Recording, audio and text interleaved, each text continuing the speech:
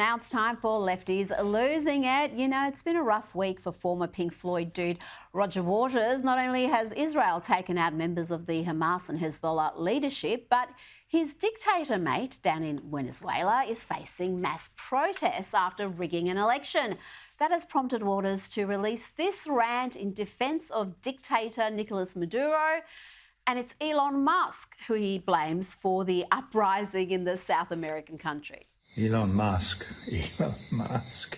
he's posting anti-Maduro tweets about Venezuela and the election that Nicolas Maduro just won there. This is the Elon Musk who sat in front row seats, probably given to him by his friend Netanyahu, the mass murderer. It's called democracy, Elon.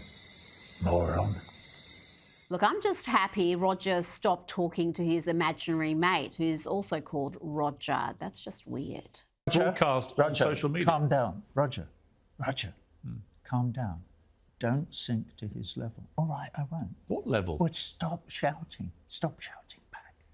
Let him interrupt you as much as you want. Okay, all right. Sorry, Piers. Now to the Melbourne suburb of Elsternwick, which has a large Jewish population. And look how this Officeworks employee treats a member of the community who wants to have an article from the Australian Jewish News laminated. This is hard to believe, but here it all is on tape. This is what leftist lunacy gets you. A young woman wearing a rainbow lanyard, refusing service to a Jewish man because she's anti-Israel and triggered by a news article. Political about that. What's that? I'm pro-Palestine. That's okay. You're here to do a job of laminating. Yeah, we have the right to deny jobs. Is that an Officeworks position or your personal position? It is an Officeworks. We have the right to deny jobs. So Officeworks position is that you're pro-Palestine and you won't take a laminating job? That's my position, but we have the right to deny jobs. What's the reason you're denying this job? Because I'm not comfortable proceeding with it. Which part are you not? The entire thing with the article. As you can see, the article has a headline about the spirit of the Jewish people, and the image features delegates holding an Israeli and an Australian flag. It's written by a local rabbi. He says, a wonderful man. What exactly is so awful about any of that, no matter how much you identify as pro-Palestinian? Let's see what happens next. No, I've looked at the photo, I've looked at the headline. What's that? You're in a Jewish community and Israel and Judaism can be completely separate. From what? From religion and...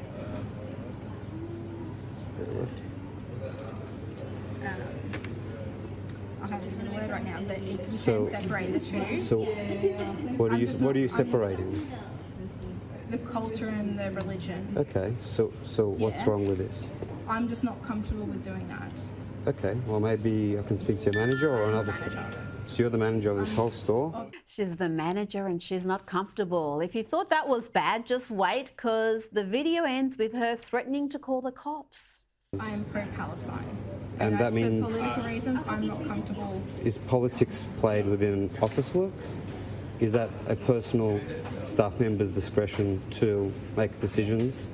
We have the right to deny. And what are those reasons? On the website. Right. So what policy am I breaching by getting an article about? Are you recording me? Yes, I am. Can you not record me? No, I cannot. I'm going to have to ask you to leave.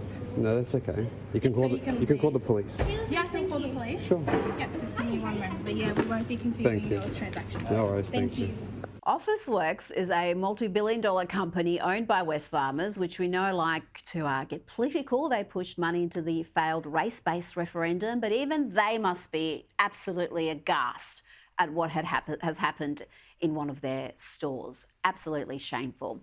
Now to a woman who fought her heart out to keep schools closed as long as possible throughout COVID, who backs all the far-left lunacy you see in so many American schools, and who is a walking, talking advertisement for homeschooling.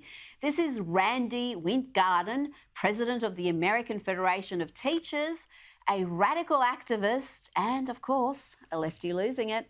It is seldom a dramatic event or attack that lets fascism in the door. The violence comes later, after they are voted in. When the history books are written about this moment, let them record that we the people united, mobilized, and voted down this existential threat to democracy and freedom, that we continued the march for progress, that we laid the foundation for a better future, and that we sought to create a more perfect union. Progress is possible. Keep marching. Ooh, I don't know about you, but that performance reminded me of another great speaker. Take it away, Dwight. I say to you, and you will understand that it is a privilege to fight. Blood alone moves the wheels of history. Now, overnight, Donald Trump sat down with a panel of so-called journalists at a conference for black journalists, and it didn't take long for the leftist activists on the panel to start losing it. Here is the ABC's Rachel Scott. This is how she started. I want to start by addressing the elephant in the room, sir. A lot of people did not think it was appropriate for you to be here today. Yes, she started badly and it only got worse. This is unbelievable, and just wait for Trump's response. You have told 4 congresswomen of color who were American citizens to go back to where they came from. You have used words like animal and rabbit to describe black district attorneys. You've attacked black journalists, calling them a loser, saying the questions that they ask are, quote, stupid and racist. You've had dinner with a white supremacist at your Mar-a-Lago resort.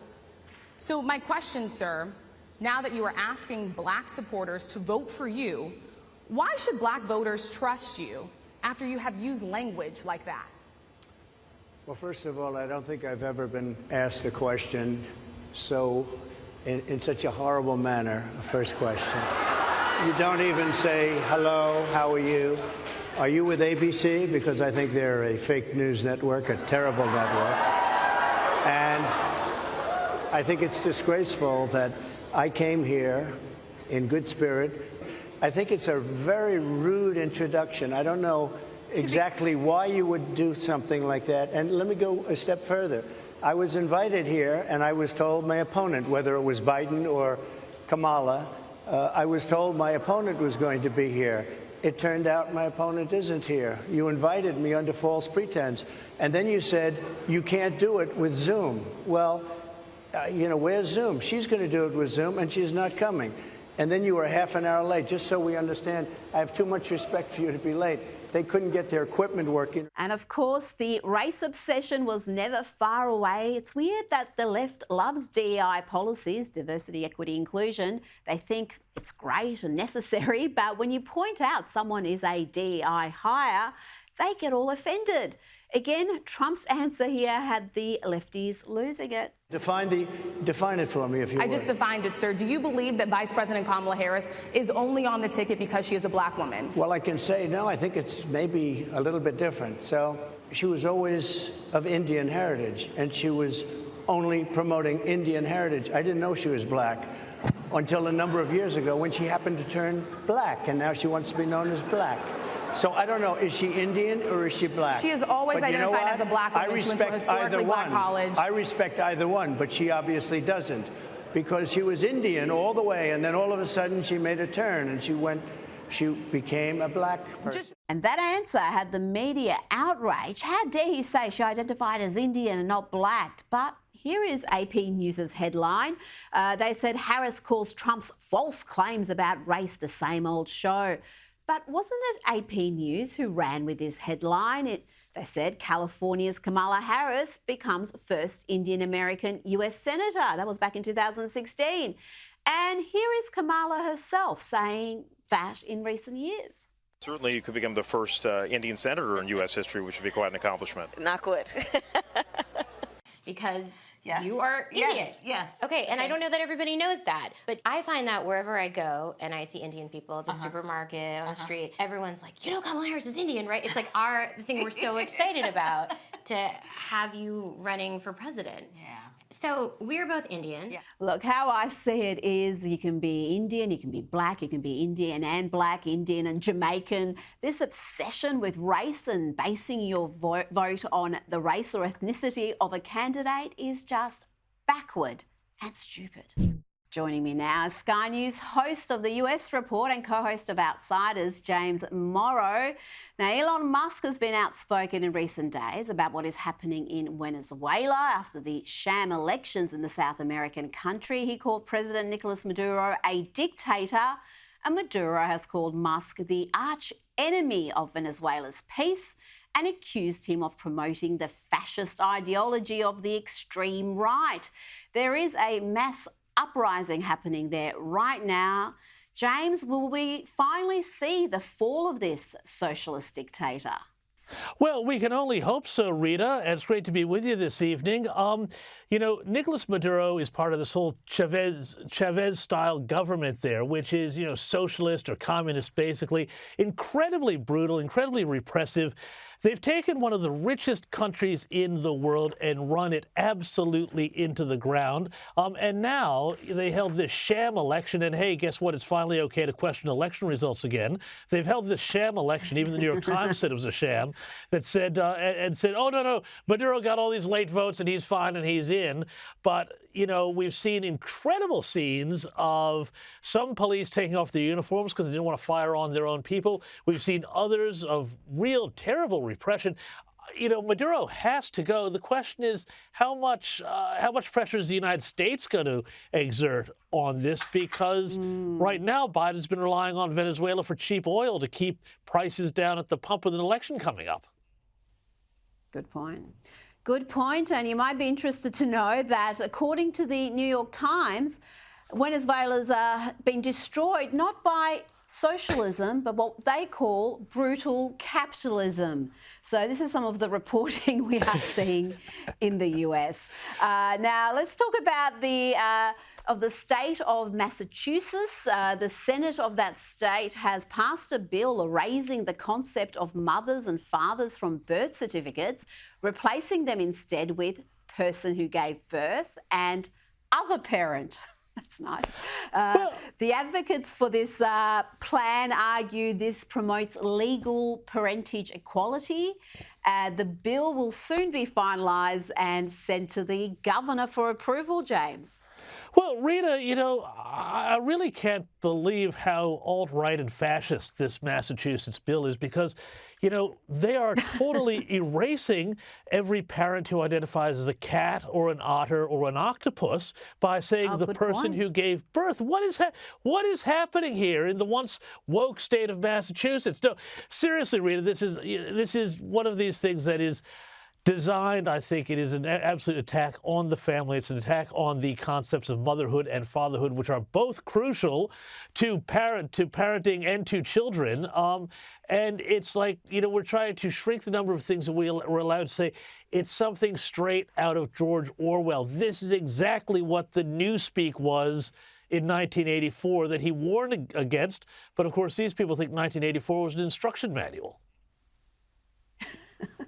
And they're following it very closely indeed. Yes. You are so right about that. Let's talk about Kamala, because this is also Orwellian. We're being told she's this great, moderate, safe pair of hands, popular, visionary leader. But here she is in 2019, not that long ago, talking about wanting illegal immigrants to be put on the path to citizenship. It seems like she thinks that's the solution to the illegal immigration crisis. The idea that we would have a president of the United States that vilifies immigrants, that wants to build what I call his vanity project, a multi-billion-dollar wall, which, by the way, will never get built, is un-American. Deal with the problem. We have 11 million people here who need a pathway to citizenship. Be a leader on that, but we're not going to get that out of this president. Will this come back to haunt her? Because it's all well and good for these videos to be unearthed, some of them even more recent, some of them from 6 months ago.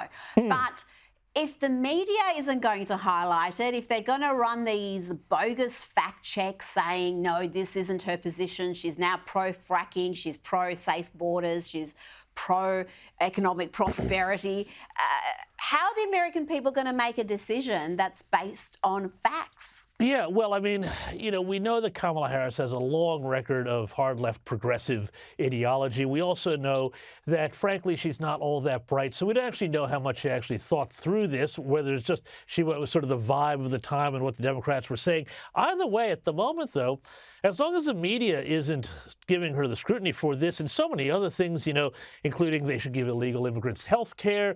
She was Attorney General in California when they decided to give illegal immigrants driver's licenses, which is absolutely insane to me. I don't know how that works. You know, until there's some media scrutiny, no one's going to know. She's going to be this blank slate that everybody can project their own sort of idea of, well, you know, this is what I think progress should look like, and then they throw it on her. But it's also up to Donald Trump, I think, to really start to refocus his attacks, because he had all of the attacks on Joe Biden, Sleepy Joe, all of that's out the window. He's gone. And now he's got to start really focusing hard on Kamala Harris, the border, the economy, crime, these things, because right now, you know, at the moment, the left is kind of getting to define the terms of what people are talking about. That's dangerous for him. And I think they've got to get away from focusing so much on whether she's Indian, whether she's black, all those sorts of games, and actually get to the issues of substance. And what matters is her track record, and it's shocking. There's so much material for them to work with. They don't have to really try very hard to show the American people just how radically left she is. And I don't know, they seem to be preoccupied by a few trivial things at the moment. Now, this isn't trivial. Fox News has obtained more footage from the Trump near assassination from one of the supporters there who was shot. It clearly shows the shooter moving about on the roof minutes before he opened fire. James, we know the director of the Secret Service, Kim Cheadle, has stepped down in disgrace, but that's not enough. That can't be the end of this matter. The media and the Democrats want to memory hold this attempted assassination, but there needs to be some accountability for the failures on that day. I mean, when you look at that footage, it is beyond belief that he was allowed to take those shots and kill a man and also almost kill President Trump. You know, and it's just amazing how you think that we were maybe a half an inch away from American history being a very different thing right now, and America being a very different place right now, because, you know, we watched it, Rita. We saw it happen that morning, that Sunday morning here in Australia.